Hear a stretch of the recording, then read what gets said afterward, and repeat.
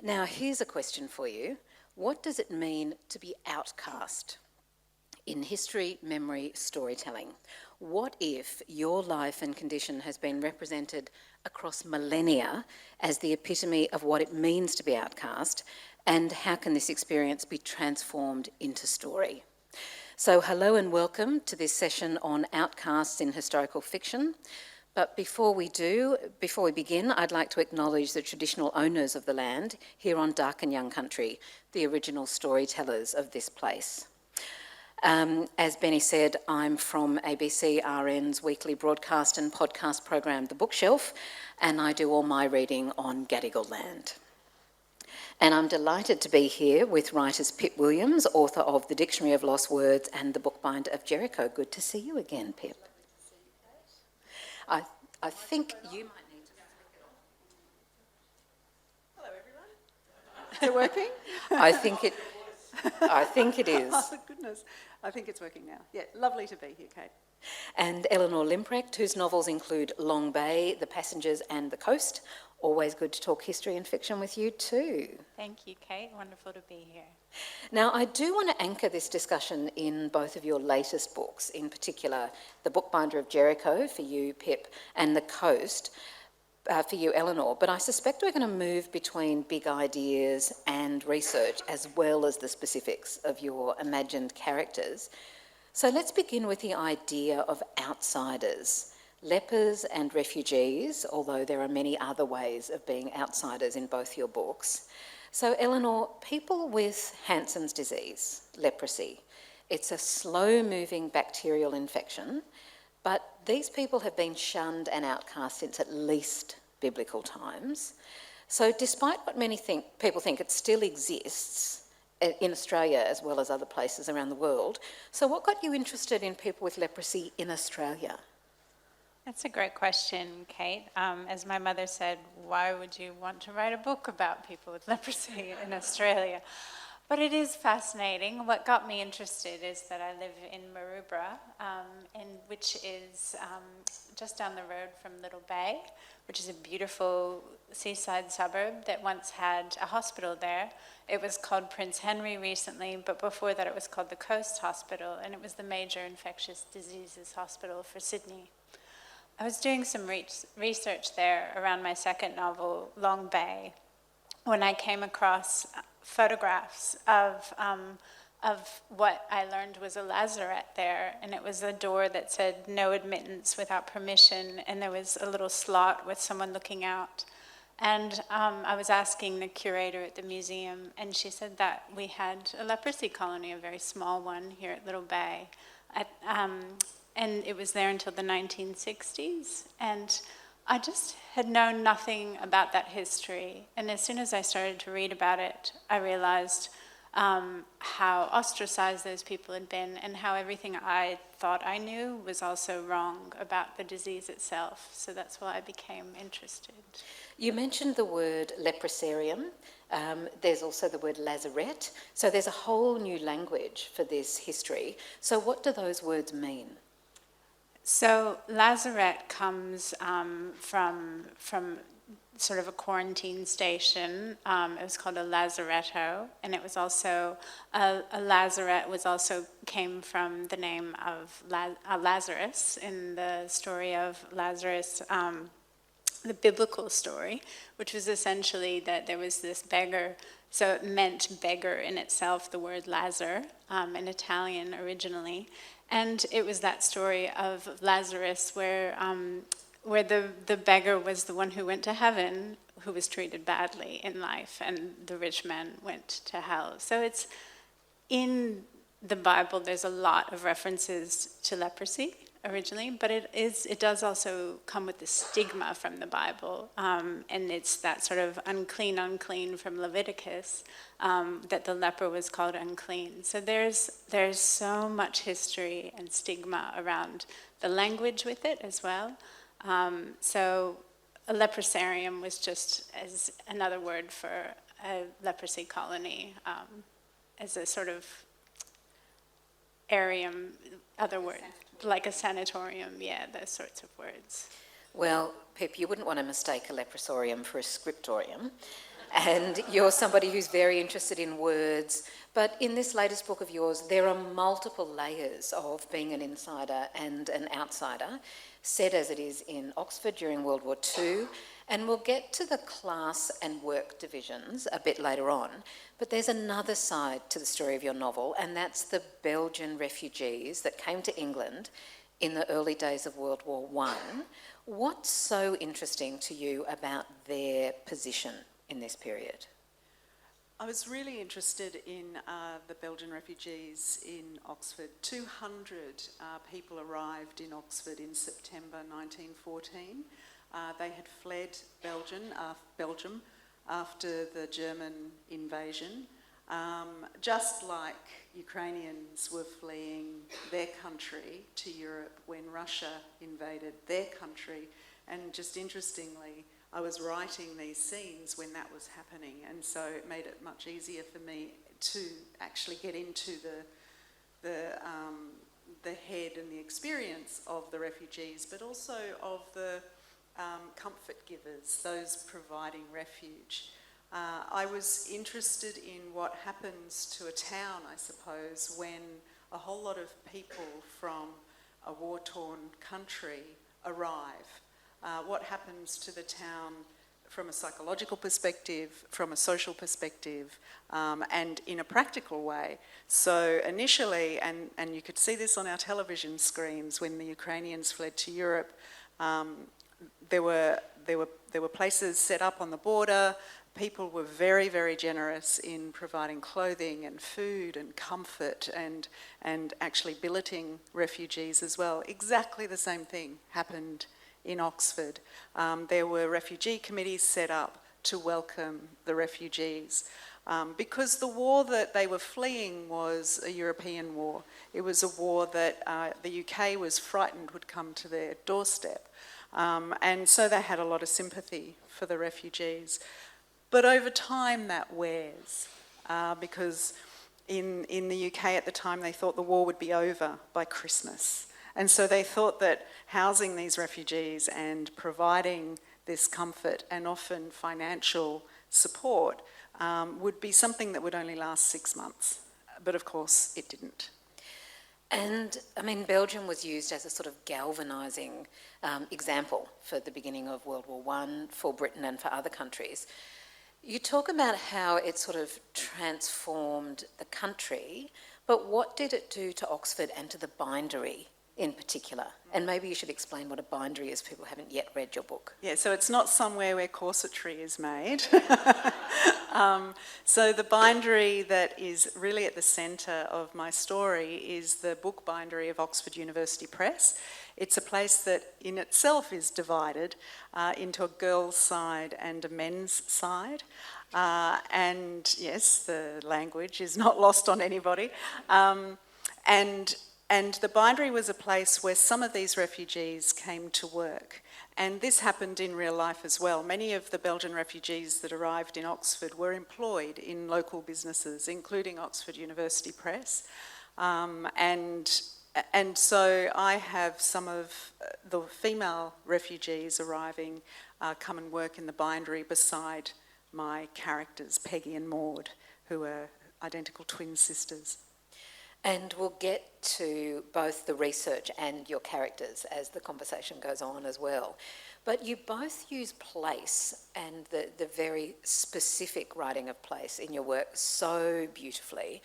So, Eleanor, you've already mentioned the Coast Hospital, but I wonder if you could describe that Coast Hospital a bit more for us, as it was in the 1910s and 20s. Yes, so that was a time when the belief in fresh air and, breezes and sleeping out on verandas was really a thing. And so this hospital is spread out over a beautiful sort of green park-like area of Little Bay. And it also had access to a beach as well, which is a beautiful little rocky cove. And the beach was divided by some sandstone into two sides. The northern side was called the Leper Beach, which is, I guess, how you get no one else to swim at your beach. And the southern side was called the Nurses' Beach. So the nurses had their own little rock pool there as well. And the patients in the lazaret actually did use their side of the beach, and they had a little clinker-hulled rowboat that they would take out and on the slip rails, which you can still see in the sand there. It's a beautiful part of Sydney. There's little sort of wild violets growing. There was a little creek that came out down into, it still does come out into the ocean there. And there was also a golf course, which there still is a golf course there at Little Bay. So some of the parts still exist, and some of them have been overtaken by a lot of apartment buildings in Meriton and things like that. But there are some of those beautiful long buildings with these deep verandas where the patients were and it was not just leprosy patients, I should add. In the lazarets, they had a male and a female lazaret, and they had the leprosy patients in there, but it originally began as a smallpox hospital, and they had venereal diseases section there as well, and they had influenza post World War I as well. They had a lot of patients with that, diphtheria, all kinds of infectious diseases. So it's no accident in a way that infectious diseases were dealt with at the edge of the city and at like a peninsula at the edge of the city, so it's as close to an island as you could get. But what was the relationship of this coast hospital to the rest of the state? Like, was this just for people from Sydney? No, this was the leprosy hospital for the whole state of New South Wales. So if you were found to have leprosy in New South Wales, in 1890 the Leprosy Act was passed, and anyone who was found to have leprosy was detained and forcibly removed and they could be kept in a leprosarium or a lazaret for the rest of their lives, or until they were found to not have leprosy anymore. There was no cure, so that was incredibly rare. And so people were taken away from their families. They were taken away in chains. They were put on ships sometimes. They would build special boxes to keep them in and then burn the boxes when they got them to the place. If they were brought in a train carriage, they would burn the train carriage often.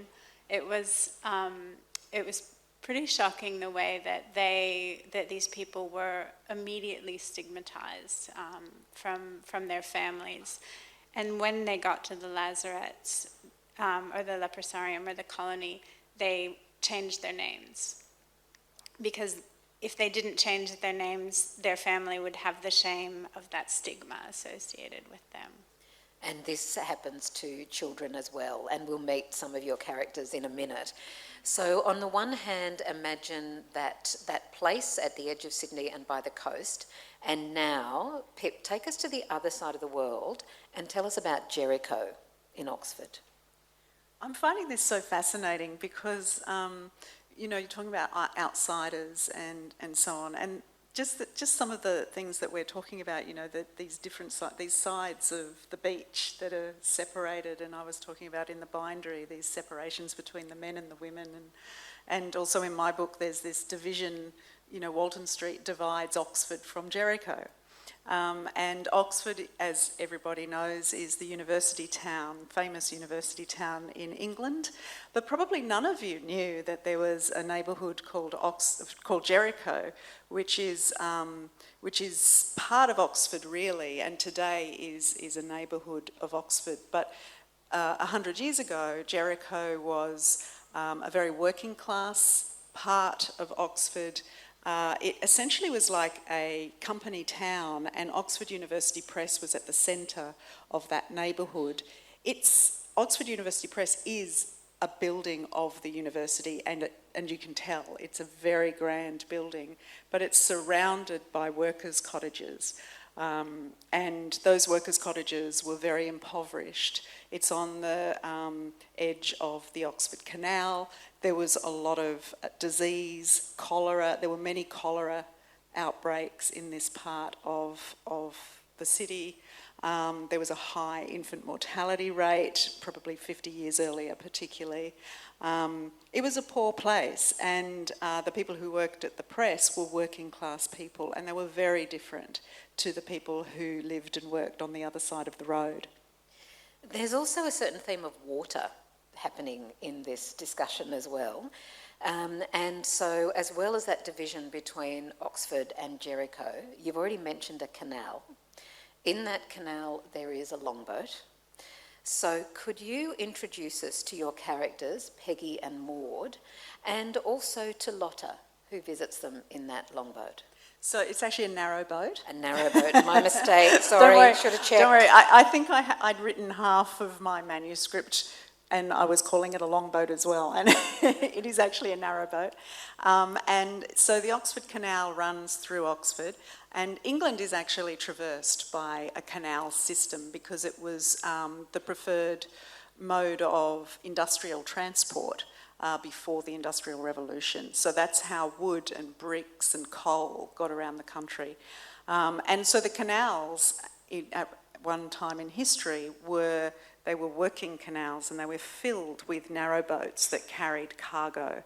But by the turn of the 20th century, that industry was starting to die out because of train and road travel. And so some of these narrow boats were being converted into liveaboard boats, boats that people could live on permanently. And in some cases around the country, they were permanently moored, so they weren't moving around the canalways. And Peggy and Maud are identical twin sisters. They're about 21 years old, and they live alone on their narrow boat because their mother has died 3 years previously. And Peggy and Maud are very different. They look identical in every way, but they're very different characters. Peggy's very ambitious, she's very intelligent, very curious, and she wants more than what she's been born into. Maud, on the other hand, is very happy with her lot. She's very happy folding the pages of books that other people will read. And in fact, when she comes home from work, she continues to fold pages and papers into beautiful sculptures, really, paper sculptures. Lot is one of the Belgian refugees who is welcomed to Oxford and into the press, and she starts working with Peggy and Maud in the bindery. And she becomes very close in particular to Maud, which is something that Peggy is sort of bemused by and slightly put out by, because Maud, I suppose, has found it difficult to make friends. Peggy feels that she needs to care for her sister Maud, who essentially experiences the world differently and is experienced differently by the world and by the people around her. And so it's unusual for somebody to be attracted to Maud and not to Peggy. So that's how their relationship begins.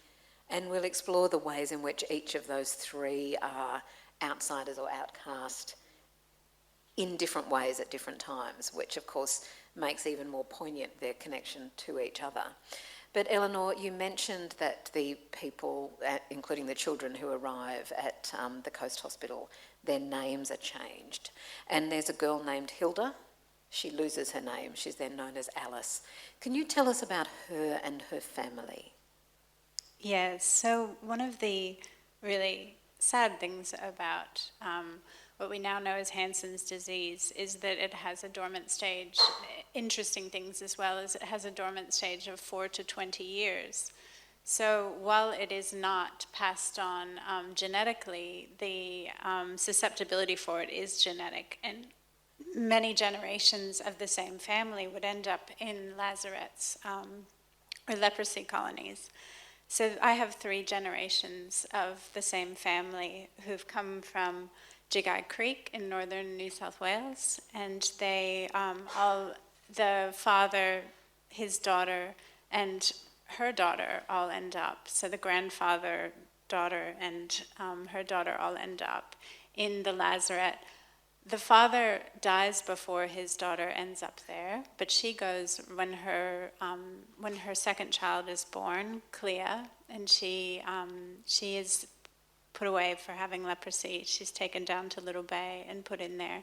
And she has this 2-year-old daughter named Hilda, who then, when she's 9 years old, is discovered to have leprosy as well, and ends up being locked up, but actually reuniting with her mother in that circumstance as well. And so what is sort of tragic also has a sort of beautiful side to it as well. And this does come from actual records of a family where the mother was taken away, her father had been taken away, and then her daughter was brought in there when she was 9 years old. So another, I guess, more familiar way in which women in particular have been outcast or shunned or judged over a very long time is having a child very young or having a child out of wedlock. That happens in your story too. yes, so Alice's mother, Clea, did have her out of wedlock and her brother as well, and they were very poor family, and there was not a lot of options for them.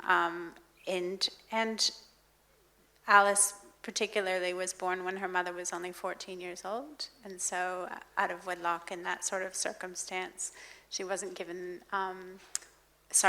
Clea. Sorry, I'm getting confused. Yes, so out of wedlock and in that circumstance was a difficult time to have a child in there. Yeah. And because that's a theme in your novel as well, Pip, in that Maud and Peggy, we don't exactly meet her mother, but she's a presence on the page. And so where does she fit in that society of Oxford and the Bindery and Jericho? So Oxford University Press was an interesting institution in that generations of the same family worked there. And Peggy and Maud are there as Bindery girls, that's how they were referred to. Their mother was a Bindery girl, their mother's mother was a Bindery girl, and their grandfather would have worked at the press in some other capacity. And so even though their mother has died, her name was Helen, she is a presence in their life, and Peggy, I suppose, throughout the novel is recalling, memories of her mother, things her mother has said, things her mother has told her, books her mother has read to her. One of the things that she passes on to Peggy is this love of books and literature. And so something I haven't said about the narrowboat is, and all narrowboats, all boats, have names. And this narrowboat is called Calliope. And Calliope was actually one of the muses. She was the muse of poetry, and supposedly Homer's muse for the Odyssey. And this is significant in terms of the story and Peggy's journey, I suppose.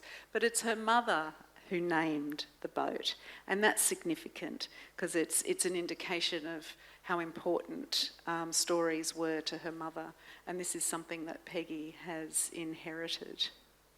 And that boat is insulated with words and stories and leftover bits. That's right. So her mother had started to collect books that had been rejected for sale by the press. So once a book is bound, it goes through a quality control process.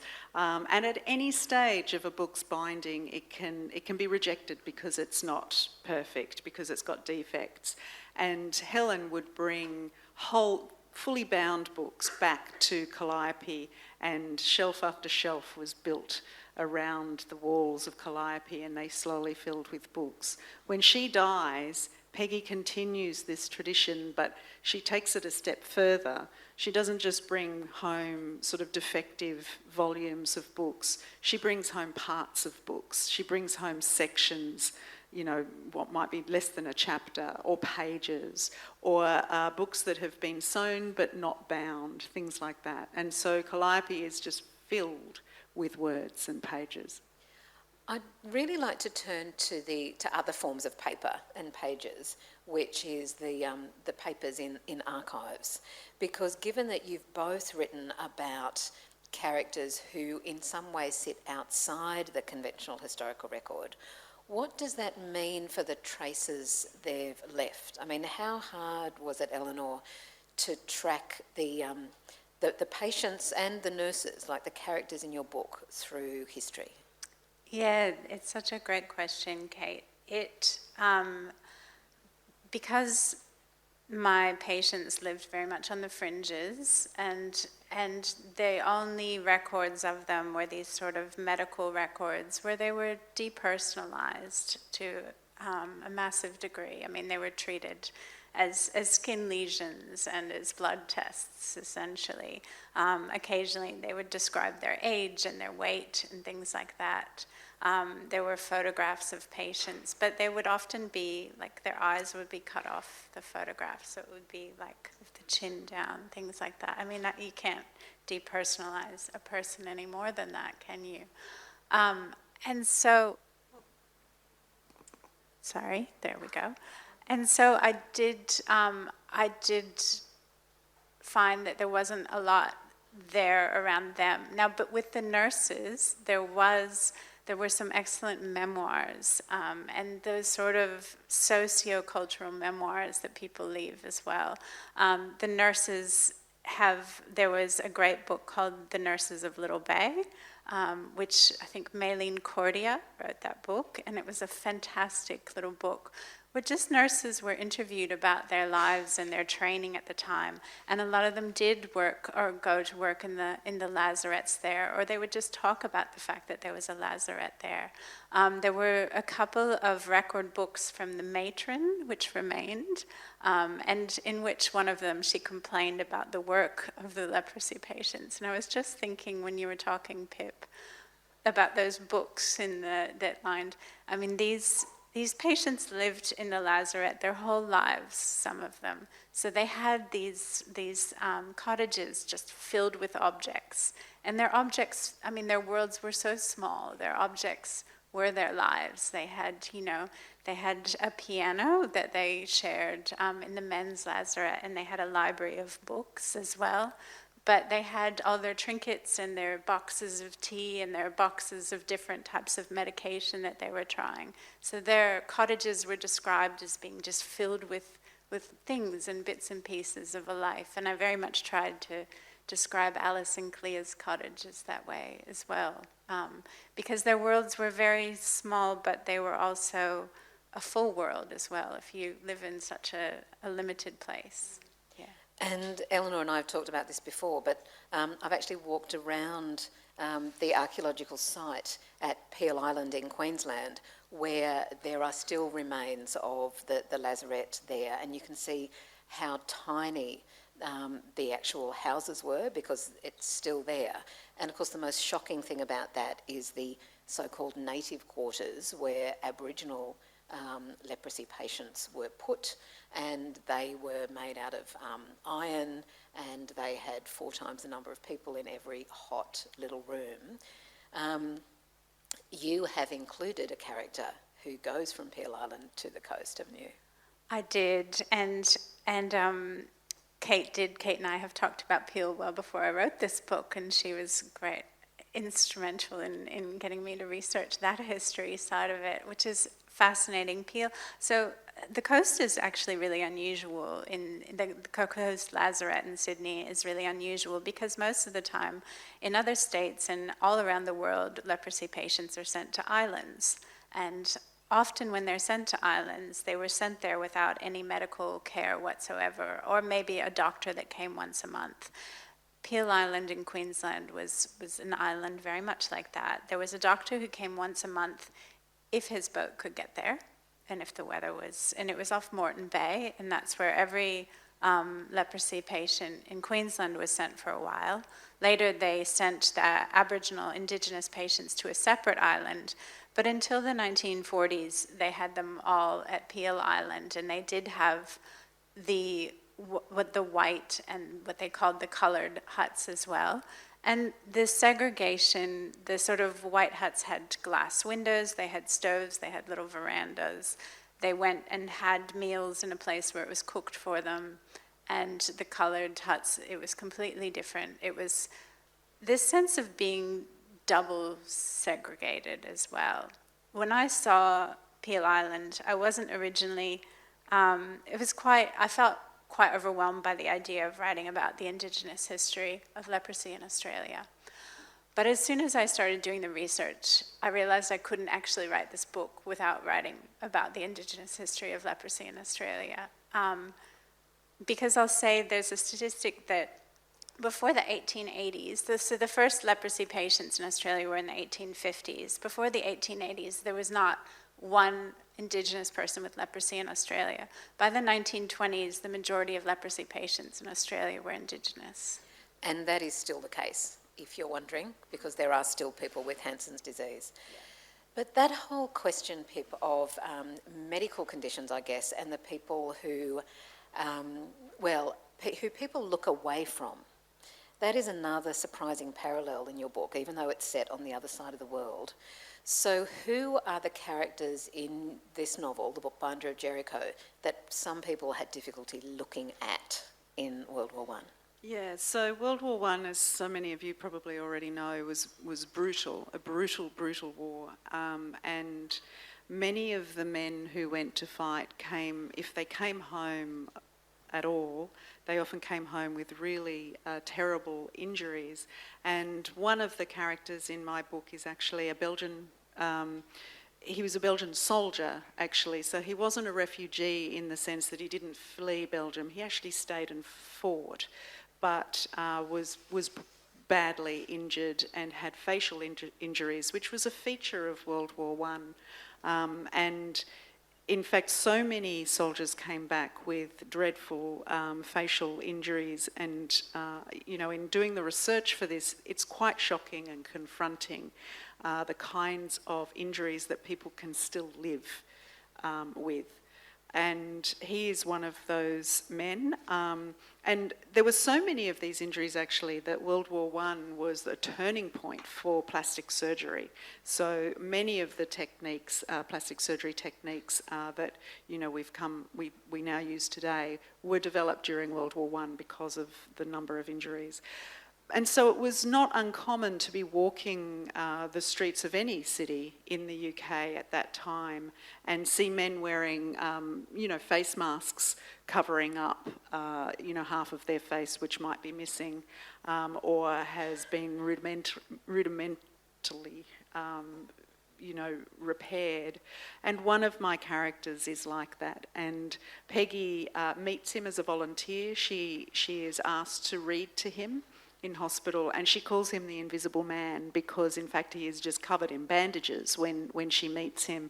But slowly, those bandages are removed, and what is left is something that is difficult to look at for many people. And it is a feature of that time that there were many people walking around with injuries that were difficult to look at for many, not just because they were shocking, but it was also a reminder of what was going on and what their sons and husbands and fathers were at risk of. And soldiers in World War I have been reasonably well documented, but how hard was it to find a character like Peggy in the archives, Peggy and these other women who worked in this bindery in Jericho? What sort of traces did they leave? Very few, and again, a lovely sort of, similarity between how we came to our characters, really, because I came to the characters in my book through photographs and also a bit of film archive where I could see, there's a beautiful YouTube video. It goes for about 20 minutes. It's about the making of a book at Oxford University Press in the early 1920s. And in that video, I can see women folding the pages that have come off the printing press, and also a lovely bit of video where there's a woman gathering the sections of a book onto her arms. And she does it so gracefully. It's like she's dancing. She's done it 1,000 times. And I was curious. The immediate question that popped into my head when I saw this is, I wonder what she's reading. I was immediately interested in what she was gathering onto her arm.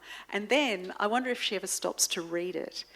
And that's where I got the idea for my character Peggy. But when I went to find out more about the women who worked in the bindery, I found almost nothing. Even though I could find out a lot about the men's jobs within Oxford University Press, because there was a wonderful, almost like a newsletter, a journal called the Clarendonian, which was started in 1919, the year after the war, just a few months after the end of the war, in order to help men who were coming home to Jericho and to the press to welcome them home, to give them a place where they could talk about their experiences. In fact, no one wrote about their war experiences. They just started to write about each other. They just started to write anecdotes about different parts of the press, different jobs within the press. But there was never any stories about the women who worked at the press. And there were about 80 women who worked in the bindery and as tea ladies and things like that, in a staff of about 800. And there was nothing about them. And working class women in particular, there's very little that I could find outside, I suppose, sociological, academic papers. But there's not a lot of evidence of these people, and I turned a lot to the art that was made by women of that time, poetry, painting, novels, memoir. But all of those women were women of means. They were middle class, upper class women, they were educated women. They were women, who basically had the criteria that Virginia Woolf says you need to make art. They had $700 a year and a room of their own. Working class women don't have that because they have to work. So they don't have the time to make art, and then they don't have the money to produce it, either to buy the materials to make visual art or to print their poetry, which was happening a lot during World War I. In fact, private printing projects helped keep Oxford University Press lucrative during the war, because paper was very expensive, printing was expensive, and so there were less print jobs and less people to do the work, but private poetry collections were being printed all the time by upper class women. You've given me 10 different things that I could follow up there. So I'm just trying to think of where to start. And so what I might, because I guess, Eleanor, nurses left a different kind of track on the archive because they were part of the medical system, which often documents things. So I just want to go slightly sideways for a minute, though, because you both put real characters in your novels as well. And there is a doctor in The Coast who has a pretty interesting presence. He's an outcast in a different way, and I'm not sure whether that comes from his real life or your imaginary version of him. So what can you tell us about the doctor?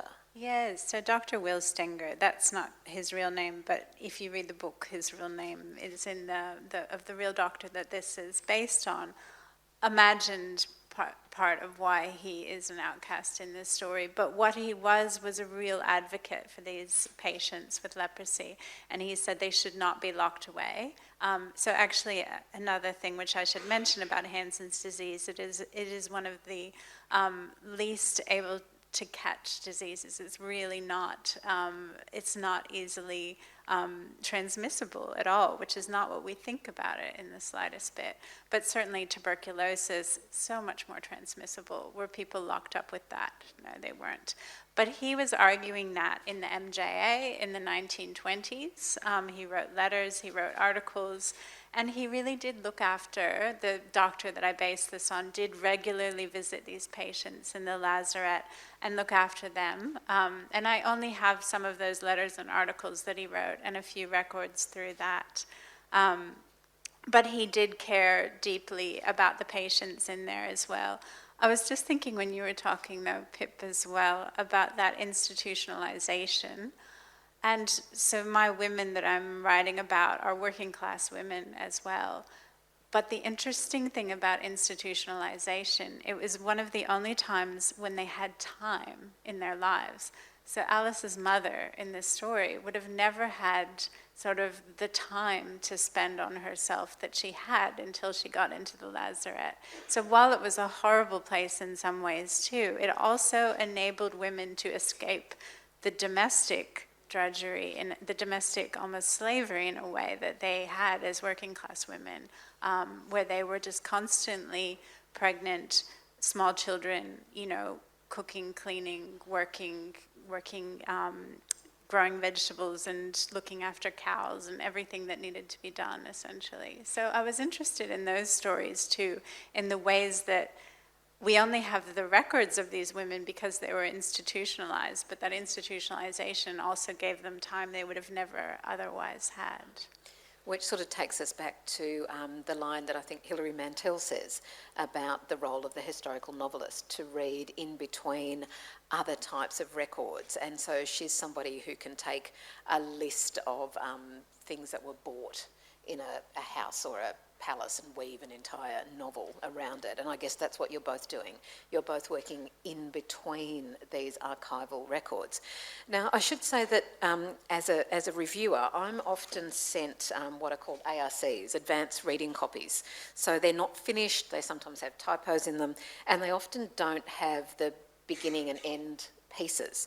So it wasn't until we spoke at another event that I discovered, Pip, that there was something that you found that appears in the end papers of this book. And when you told me, I found it terribly moving, and also I missed out on it in my copy.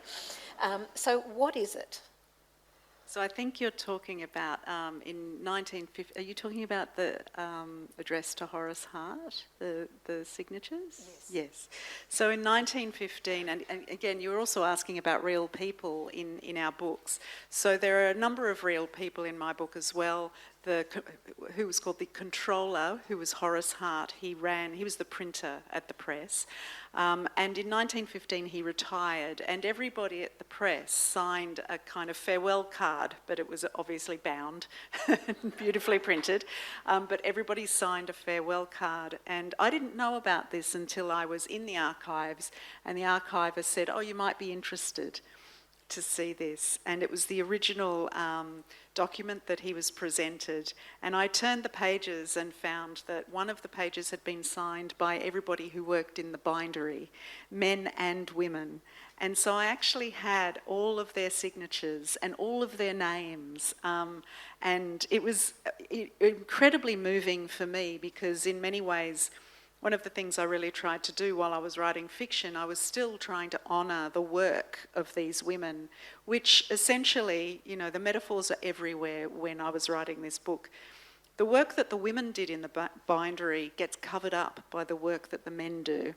So the women do all of the things you can't see. They fold the pages and then they sew them together, but then that's all covered up by board and glue and leather and gild. And so I never knew and I couldn't find them in the record, so I never knew who they were. And the women, of course, I saw in the footage, and the photographs are never named. And there they were, all of their names in their own handwriting. But I've actually got a story about this. I met somebody in Brisbane when the book first came out, and she showed me a photograph of her grandfather who was in military uniform, and she said, "I didn't realise until I read your book, and I remembered my grandfather had worked in the printing industry." And then she found out, because of my book, that he'd worked at Oxford University Press, and she had this photo of him. She knew very little about him, and she brought it in just to tell me that story. And then last week, or 2 weeks ago, I got a letter from her. She'd just finished reading Bookbinder. She turned to the back, so it's not really a spoiler, but at the back there's a photograph of all of these signatures, and his name is in the list. He worked on the men's side of the bindery, and her great aunt worked on the girls' side, and her signature is there as well. And it's so moving, I feel like I might cry. Don't worry, I'm getting teary. And she didn't, and it was the first time they had any. She has since looked into their history because she knew very little about them. And he died in 1918, and his name is on the War Memorial at Oxford University Press. And she didn't know anything about them until she'd read the books. And it's just this wonderful thing, and you might have had it similar. When people read historical fiction, it is that stuff that's missing from the historical record. The fiction sometimes brings people to history, and helps them understand some aspects of history that are just not recorded. And I think as humans, I think it is natural for us to fill in the gaps and to imagine, and I think we can imagine with a whole lot of truth what happens between the gaps of the record. Did similar things happen to you with the coast? Not quite like that, but absolutely, in that I had so many nurses who've nursed patients with Hansen's disease come to me and said, I never thought I would read about my experience with this in a book as well. And I do, so when they're at the coast lazaret, Jack is a Uwalare man who comes from Angledool. He is also has fought in World War I. He was in the Light Horse Brigade. When the colour bar was lifted and Indigenous Australians were allowed to join, and he and Alice have a relationship in my novel as well. And I had a nurse tell me about as well an Indigenous patient at Little Bay and in the cottage, and that she used to nurse as well, and that they would. Who had children who were taken away and were kept elsewhere as well. So if you had children when you had Hansen's disease, they were quite frequently taken away because they didn't want them to get it by being around you as well. So, but those sorts of stories just are extraordinary. In my previous novel about war brides, I had so many wonderful stories of Australian war brides who went to the US and just coming out of the woodwork, speaking to me about their families, their mothers, their aunts, that went to the US. So. And Eleanor's novel Long Bay is about the women's prison as well, and that's got some pretty extraordinary stories in it too. It does. I won't go into it. That's a long one. Well, look, I've got another page full of questions I could ask, but this is the opportunity for you guys to ask questions. If you wouldn't mind waiting for the microphone to come to you, just to make sure that everybody can hear. It's also being recorded for a podcast, and this is a good pause when you can turn off your mobile phone. Who would like to begin? Don't be shy, this is a great opportunity.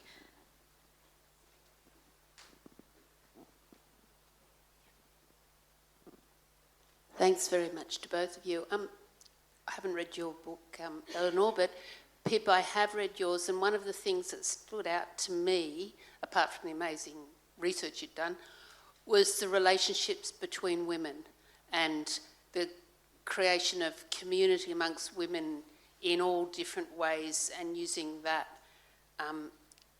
to illustrate how they looked after each other and how they tested each other, like with the in the hospital volunteering and the whole challenge around privilege. Can you talk a bit more about that?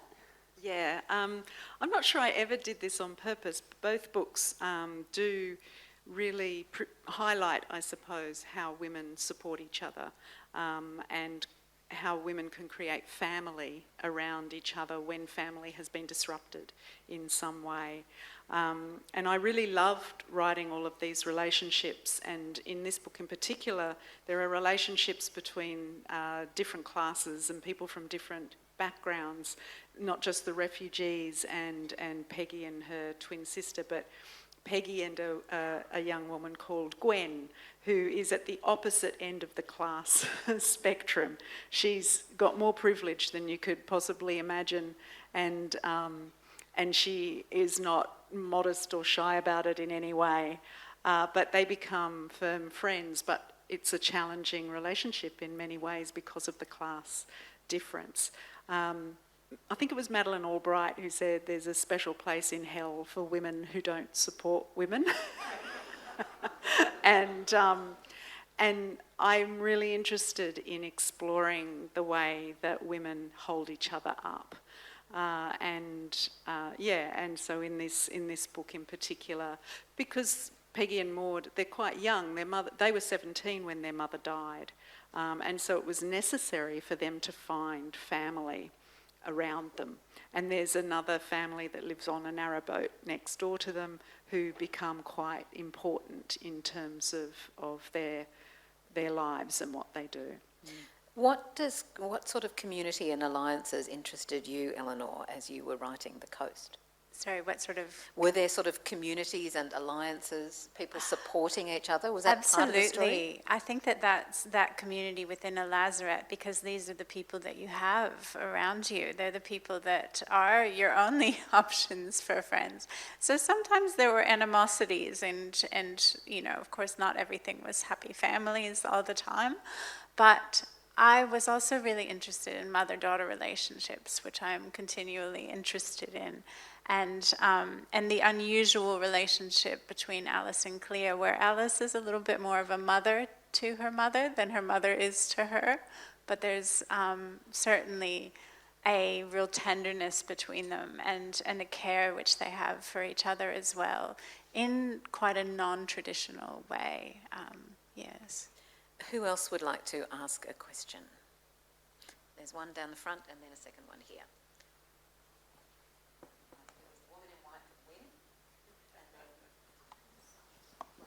Hi, it's been so interesting to hear what you've had to say about your book so far. Eleanor, were people across the social strata sent to Little Bay? Because outside of that, they all lived very differently. How did they live there? Yes. People across the social strata, I mean, leprosy does not, anyone could get it. And they were all put in the same, you know, in cottages in the same way. They might have access to purchasing more things because they could still get money from their families and things like that. But yes, they were all treated, at the Coast Hospital, they were treated the same. At Peel Island, we know they were not treated in the same way. But yeah, great question though. Yeah. And there's a question just here. My question is to Pip. This is your second book about Oxford. Is there going to be a third? Do you know what? I do have an idea for a third, but I actually think I'm going to try to write something else in between. I feel like for both of these books, they have benefited from percolation. And it's really nice to sit with an idea for a while and let it, in some ways it's like I'm drafting in my head. I don't know if you're like this. You get an idea for a story, and if I don't start writing it, it will still start writing itself. And I'm letting that happen for a while, and I might try something different in between. But I do have a third idea, so we'll see. You might just have to hang on. Be patient. But also the process of research that you both do is something that takes a long time. And Pip and I were on a session recently talking about historical fiction with Geraldine Brooks. I was so nervous. So I wanted to get down on my knees. But interestingly, she basically said that she wrote the story and then did the research as she needed it. And so I was curious if, although I will give over to the next question if somebody else has one, how you write in relationship to your research. Like, do you do research first and then see where the story comes, or do you imagine the story and then try to fill in the bits you need? How does it work? Well, I usually get an idea because I have been doing some research on something else. So all of the books have come from me just reading something else out of curiosity or doing something else. So this third idea, I'm not really giving much away, but was after I did a tour of the Bodleian Library. I picked up a little bit of information that just went like that, and I went, oh, far out. Oh no, now I'm going to have to come back and do more research. And then I do a bit of reading, enough so I'm familiar with the context and the time and all of that, and then I start writing like Geraldine, and I research and write as I need to. Yeah. Eleanor? Yes, so I used to try to do all my research in the beginning. With my first historical novel, I did that, and I'm much more in that world now of research and write. So I do a lot of broad reading around a subject first, and I'm constantly reading the strangest books, and you know, my family can always tell what I'm about to write next by the odd titles of the books I'm reading. But then I do begin to write it, and it's like your imagination goes in one direction and then you have to do a bit more research and then imagination and research. So it's just finding that right balance between the two. And I loved hearing Geraldine. I was watching that session. I loved hearing Geraldine and talking to you about that as well, both of you. We've probably got time for a final question. Oh, sorry, there was one there and one there. We could maybe do both. There's one over here. And I think there was one up the back, unless somebody was just scratching their nose or something. It's like an auction. Exactly, it's an auction. We've just sold the Harbour Bridge. I was wondering how much liberty you give yourself in changing history. You talk about all the research you do, but one of the things I'm finding fascinating, and I guess also being a mother of a young child, a girl, is making the heroes insiders and leading class instead of in history, the outsiders and the outcast. I just wondered how you feel in being able to play a role in changing the way that we see women. I think I don't change history, so I try to stick to the history that I know.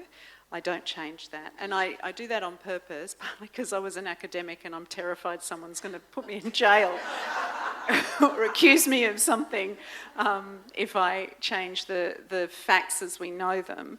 But what I'm always looking for, though, is the history that we don't know. But I hang it off the history that we do, and I make great effort not to change that. But that's just my personal... I don't mind reading books that change the history, as long as I know they've done it, because, to be frank, I don't read history books very often. And I do actually pick up a lot of my historical knowledge from novels. So that's one reason I don't do it. But I also think, just in terms of girls and women having different reference points, I think it's important that we always understand where we've come from. So I don't really necessarily want to, I suppose, create a fiction that is fictional, like a history that's fictional. I think it's extremely important to celebrate what women have done throughout history, but also to not lose sight of how women have been kept down by the structures of history and so on. I think that's important for girls to know. Yeah. I think we will have one quick question, and you might like to actually answer this question and the last one about changing history at the same time. I guess the question is about literacy and how literacy informs the profile of women in history, and that perhaps the women that worked in the bindery weren't literate, and that a lot of the women who were hospitalised weren't literate. Yeah, Alice's mother wasn't literate, and she was, so she learned to read. But her mother didn't know how to read, was never taught to read. So absolutely, there's that question of what reading does, what it enables us to do, what that gift is of teaching women to read, of teaching people to read. It's a fascinating thing to me. I'll say too as well, I don't change history either. I love to fill in the gaps of history with my imagination, but I stick to what is known as well. And I think that those limitations are important, the limitations that women had on them, the limitations that Indigenous Australians did and still do have on them, that if we don't sort of grapple with those, then perhaps we aren't, I think I think historical fiction is a way of us paying attention to the truths of now, actually, in a really important way. So, yes. And did you want to make a quick comment about literacy and history? Yes, so literacy is everything. But there is a bit of, I think it's important also to realise that while literacy was lower 100 years ago and even lower 200 years before, most of the people who worked at the press were literate. And in fact, in the book there's the Clarendon Institute is a place that was developed for the staff, and it had a library, and it had French and German and lessons, and so they were encouraged to learn. And actually many working class people were very well read 100 years ago. So, you know, poetry and Shakespeare and so on was commonplace amongst work and for women as well. But they were excluded from education and obviously from power and voting and all of those sorts of things. So even though they were literate, they weren't given the opportunity to be the authors of knowledge. And they also weren't given the opportunity to take knowledge and become more than housewives. And in Australia, the role of unions and mechanics institutes and School of Arts and travelling libraries and all of those things made a really interesting impact on working class literacy. And look, here at Words on the Waves, we've been speaking with Eleanor Limprecht, whose latest book, The Coast, is published by Allen and Unwin, and Pip Williams, whose The Bookbinder of Jericho is published by Affirm Press. Please do thank them.